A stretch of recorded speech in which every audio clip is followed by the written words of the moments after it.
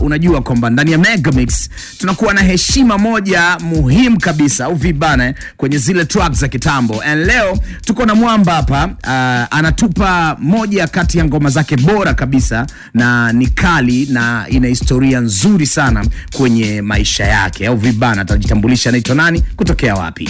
Kwa majina naitwa Bright Dismas, ni mtangazaji kutokea hapa Abud.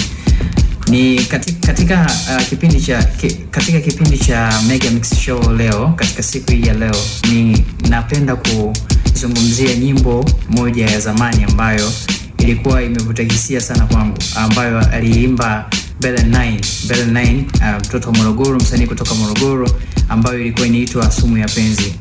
Sumu ya penzi ukishailamba hata kwa maziwa haiwezi kupona. Kwa hiyo ile ni nyimbo ambayo ilikuwa imevuta hisia za watu wengi sana, kwa sababu watu wengi walikuwa wanaingia kwenye mapenzi, lakini ukijaribu kuangalia hawakuweza kufuata yale ambayo yamekuwa ya msingi zaidi wanapokuwa katika mahusiano. Kwa hiyo ilivuta hisia nyingi sana, na hata kipindi kile nikiwa mdogo kijana, kwa hiyo nilikuwa naona na nilikuwa na experience kitu kama hicho. Kwa hiyo ilikuwa imevuta hisia nyingi, hususan mimi mwenyewe pia ilikuwa imevuta hisia yangu pia kupitia kipindi cha Mega Mix Show.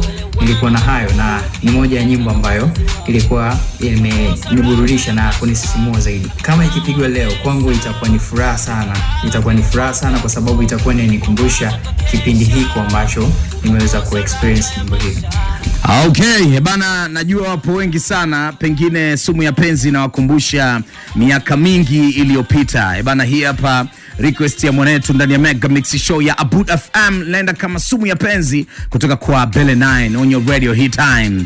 Na hii ni Mega Mix. Yo, mimi naitwa Abi Kidunda, rafiki yako damu kabisa. Yeah. Penzi ni kitu ambacho kinaweza kukupa furaha, vile penzi linaweza kukupa moyoni mwako na wazazi wako. Yeah.